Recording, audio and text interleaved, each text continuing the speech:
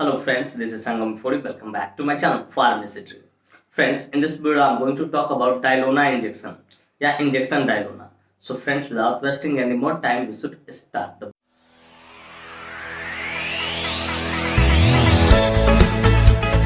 warning है।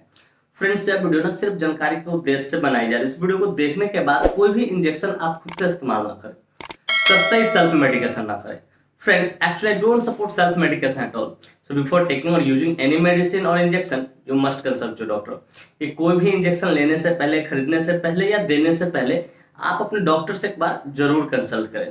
तो friends, चलिए वीडियो की शुरुआत करते हैं। फ्रेंड्स, वीडियो को शुरू करने से पहले एक और इम्पोर्टेंट बात जो कि मुझे आपके साथ शेयर करनी चाहिए। फ्रेंड्स, हो सकती है तो मेरी जो वीडियो की क्वालिटी है पहले वाली वीडियो की तुलना में थोड़ा बहुत कम हो सकता है, क्योंकि ये जो वीडियो मैं शूट कर रहा हूँ वो इलेक्ट्रिसिटी फील्ड होने के दौरान शूट कर रहा हूँ, तो हो सके थोड़ा वीडियो क्वालिटी पुअर हो सकता है। फिर भी आप कंटेंट पे फोकस करेंगे और अपना मुझे बहुत सारा प्यार देंगे। तो फ्रेंड्स, चलिए अब वीडियो की शुरुआत करते हैं। फ्रेंड्स, आज का हमारा टॉपिक है डायलोना इंजेक्शन। फ्रेंड्स, डायलोना इंजेक्शन एक बहुत ही शानदार, बहुत ही प्रचलित प्रिस्क्रिप्शन इंजेक्शन है जिसका इस्तेमाल दर्द से राहत पाने के लिए या दर्द से छुटकारा पाने के लिए किया जाता है। फ्रेंड्स, थोड़ा देर पहले मैंने क्या बोला, प्रिस्क्रिप्शन इंजेक्शन है। चलिए जरा मैं इसे क्लियर करता हूँ। डियर व्यूअर्स, प्रिस्क्रिप्शन इंजेक्शन कहने का अर्थ होता है कोई भी वैसा इंजेक्शन जिसे खरीदने के लिए, परचेज करने के लिए हमें डॉक्टर की पर्ची की जरूरत हो, उसे हम लोग प्रिस्क्रिप्शन इंजेक्शन बोलते हैं।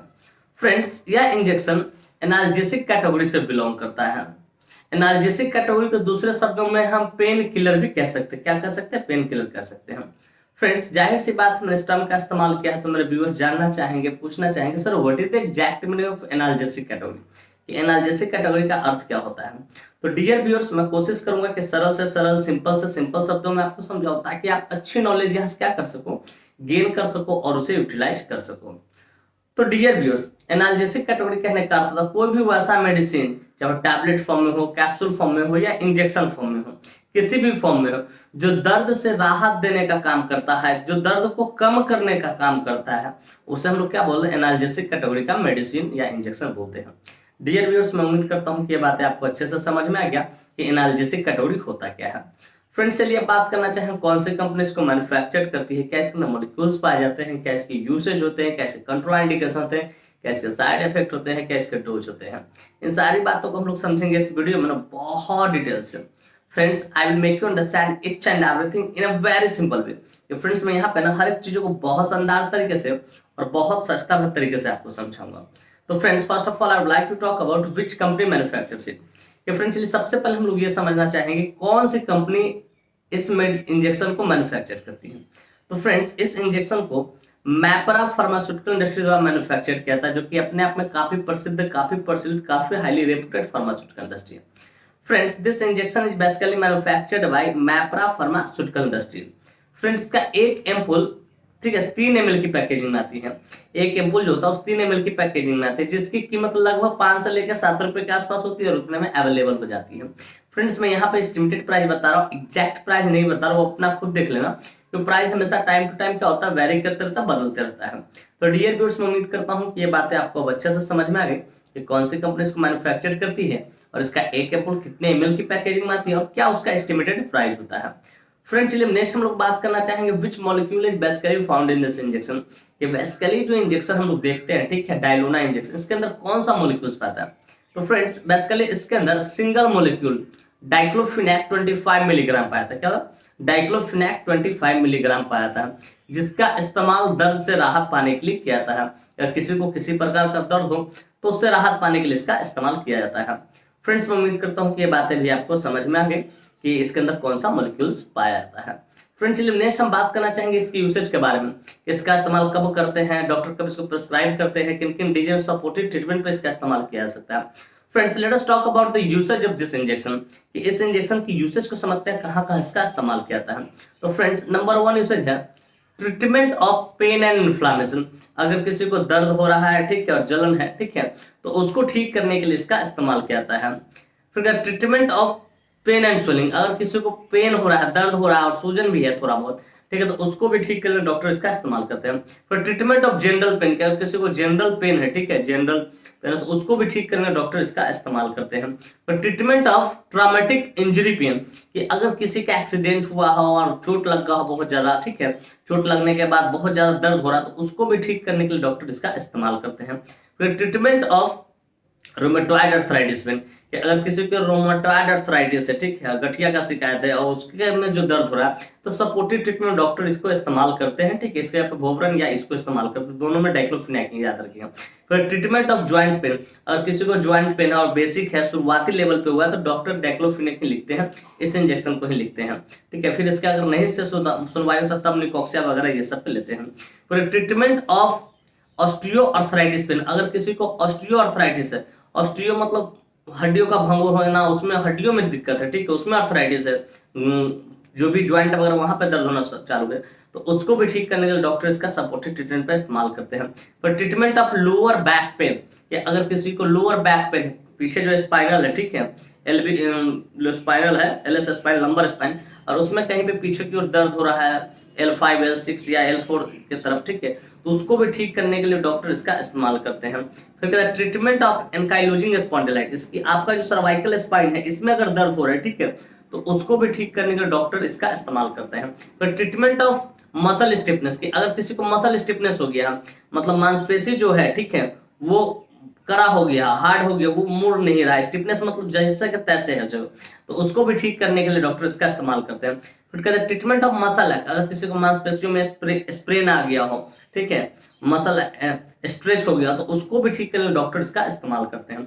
फिर treatment of musculoskeletal condition, musculoskeletal condition कहने का अर्थ होता है कोई एक ऐसा कंडीशन जहां पे आपको क्या हुआ, pain in bone, tendon, ligament, ठीक है, और मसल, मांसपेशियों में दर्द हो, बोन में दर्द हो, लिगामेंट में दर्द हो, टेंडन में दर्द हो, तो उसको बोलते हैं मस्क्यूलोस्केलेटल कंडीशन, तो उसको भी ठीक करने के लिए डॉक्टर इसका इस्तेमाल करते हैं।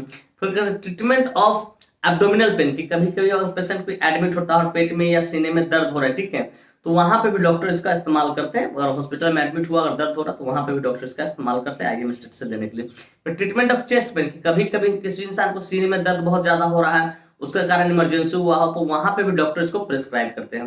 फिर treatment of post operative surgery, कि अगर किसी प्रकार का किसी का सर्जरी हुआ है, चाहे वो TAH हुआ हो या AH हुआ हो, ठीक है, या LSCS हुआ, उस सर्जरी के बाद जो पेन होता है, ठीक है, तो उस पेन को रिड्यूस करने के लिए डॉक्टर इसको प्रिस्क्राइब करते हैं।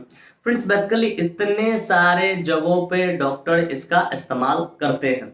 कहाँ, मतलब जनरली देखा जाए तो पेन को ठीक करने के लिए इसका इस्तेमाल किया जाता है, ठीक है, लेकिन जो डिटेलिंग मैंने बताया इतने सारे जगहों पे इसका इस्तेमाल किया जाता है, इस बात को याद रखिएगा।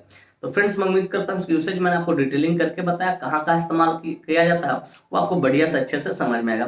लेकिन जनरली जो ये डाइक्लोफिनेक होता है, जनरली जो डायलोना इंजेक्शन होता है, बड़ा कॉमन होता है, आप हर हॉस्पिटल में जाइएगा आपको देखने को मिल जाए, क्योंकि ऑपरेटिव केस के बाद डायलोना इंजेक्शन चलता ही चलता है। पेशेंट को होश में आने के बाद, लाइट में आने के बाद पेन फील होता है तो वहां पर डायलोना इंजेक्शन चलता है। और एक और जानकारी मैं आपके साथ शेयर करना चाहूंगा, इसको बस जानकारी के तौर पे लेना, इसको एक्सपेरिमेंट मत कीजिएगा आप कभी भी, ठीक है, क्योंकि सुपरविजन में एक्सपेरिमेंट करना होता है आपको। कि जैसे ये इंजेक्शन होता है डायलोना इंजेक्शन, ठीक है, अगर किसी को फीवर भी आ रहा है ऑपरेटिव केस वाले पेशेंट को, तो वहां पे भी देने फीवर को क्या करता है, रिड्यूस कर देता है, कम कर देता है उस जगह पे, ठीक है। और इसका एक और एक्सपेरिमेंट है जो मैं कभी नेक्स्ट टाइम बताऊंगा आपको, ठीक है। तो फ्रेंड्स मैं उम्मीद करता हूँ इसकी यूसेज आपको बढ़िया से समझ में कहाँ कहाँ इसका इस्तेमाल किया जाता है। हाँ, एक और बात मैं ऐड करना चाहूंगा कि कभी कभी डॉक्टर जो इसका इस्तेमाल करते हैं टूथ है, दांत में अगर दर्द है तो वहां पे भी, और कभी कभी हेडेक में भी इसका इस्तेमाल कर लेते हैं डॉक्टर अपने अनुभव के आधार पे। तो फ्रेंड्स मैं उम्मीद करता हूँ इसकी यूसेज आपको बढ़िया से समझ में आ गया। फ्रेंड्स चलिए अब बात करना चाहेंगे इसकी कंट्राइंडिकेशन के बारे में। Friends without knowing contraindication we should never administer any drug, any medicine, any injection to anyone, कि बिना कंट्राइंडिकेशन जाने कभी भी किसी को भी कोई भी इंजेक्शन एडमिनिस्टर नहीं कीजिए, इसका परिणाम घातक हो सकता है। तो फ्रेंड्स नंबर 1 कंट्राइंडिकेशन अल्कोहल, कि अगर किसी व्यक्ति ने, मेल और फीमेल इट डजंट मैटर, अगर किसी ने अल्कोहल कंज्यूम कर रखा है तो उसको आपको नहीं देना है या नहीं लगाना है, या इस इंजेक्शन को लेने के बाद अल्कोहल कंज्यूम ना करें। फिर कहते हैं प्रेग्नेंट लेडी, कि अगर कोई लेडी प्रेग्नेंट है, मां बनने वाली इन द फैमिली वे में है, तो उसको भी आपको नहीं देना है। और ब्रेस्ट फीडिंग मदर, और कोई स्त्री अपने बच्चों को दूध पिलाती है, स्तनपान कराती है, वहां तो सेफ है ये, फिर भी बिना गायनी से कंसल्ट किए आप नहीं दीजिए।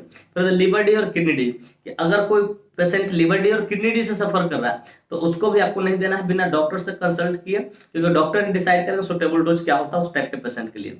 फ्रेंड्स यहाँ पे किडनी डिजीज बोलने से मुझे एक और बात याद आई कि कभी कभी इसका जो इस्तेमाल होता है डॉक्टर किडनी स्टोन पे, या किसी को स्टोन का पेन है, पथरी का पेन है, ठीक है, मतलब किसी को स्टोन हो रखा किडनी में या गॉल ब्लैडर, तो वहां पे भी कभी कभी कर लेते हैं।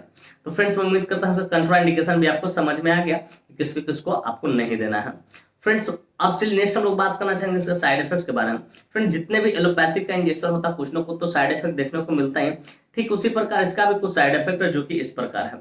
नंबर 1 है नोजिया, आपका जी मिचलाएगा, फिर कहते हैं वॉमिटिंग, हो सके तो वॉमिटिंग हो आपको, फिर कहते हैं डायरिया, हो सके आपका स्टूल जो हो पानी की तरह पतला हो जाए, पंजेट स्मेल दे, फिर कहते हैं pain and swelling at injection site, कि जिस जगह पे इंजेक्शन पड़ता हो सके वहां पे लाल हो जाए, दर्द हो और गठान भी हो सकता है, ये इसके कुछ साइड इफेक्ट है। इस तरह कोई भी साइड इफेक्ट दिखे आप तुरंत अपने डॉक्टर को कंसल्ट करें, इन्फॉर्म करें कि सर मुझे इस तरह की परेशानी हो रही, तो हो सके इसके जगह पर डॉक्टर दूसरे इंजेक्शन को प्रिस्क्राइब करेंगे, जैसे ट्रामाडोल हो गया उसको प्रिस्क्राइब करेंगे।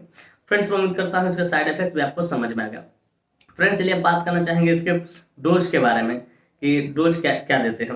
फ्रेंड्स डोज हमेशा डिपेंड करता है एज पे, बॉडी वेट पे, सिविरिटी पे, जेंडर पे, इन सारी चीजों पर डिपेंड करता है। लेकिन यहाँ जो मैं डोज बताने जा रहा हूँ वो एडल्ट के लिए बताने जा रहा हूँ जिनकी उम्र 18+ है। 1 एम्पुल, ठीक है, IM स्टेट से एसओएस के तौर पे दिया जाता है कि अगर कोई जिसकी उम्र 18 साल 3 ml दिया जा सकता है उसको, लेकिन एसओएस के तौर पे दर्द हो तभी देना है, हमेशा इसको नहीं लगाना है। अब वो IM स्टेट से देना है, इंट्रामस्कुलर देना है बुटॉक पे, ठीक है, बुटॉक पे आपको देना है। तो फ्रेंड्स मैं उम्मीद करता हूँ इसके डोज पे आपको बढ़िया से समझ में आ गया। फ्रेंड्स मैं उम्मीद करता हूँ कि बातें आपको स्पष्ट तरीके से समझ में आ गई कि डायलोना इंजेक्शन क्या होता है, कौन सी कंपनी इसको मैन्युफैक्चर करती है, क्या इसके अंदर मॉलिक्यूल्स पाए जाते हैं, क्या इसके यूसेज होते हैं, क्या इसके कंट्राइंडिकेशन होते हैं, क्या इसके साइड इफेक्ट होता है, क्या इसके डोज होते हैं। और साथ ही साथ मैं ये भी उम्मीद करता हूँ कि मेरी यह वीडियो काफी इन्फॉर्मेटिव, काफी इंटरेस्टिंग, काफी जबरदस्त लगी होगी आपको, और मेरे इस वीडियो से ना आपको बहुत कुछ सीखने को मिला हो। फ्रेंड्स बाकी में मेरी वीडियो इन्फॉर्मेटिव इंटरेस्टिंग लगी हो, friends if you find this video informative interesting, hit the like button, subscribe my channel and don't forget to share it with your medical friends and common friends. Thank you for watching this video. Bye, take care, फिर मिलते हैं next video में। तब तक के लिए स्वस्थ रहिए, मस्त रहिए, ख्याल रखिए अपना और अपने परिवार का। थैंक यू, धन्यवाद।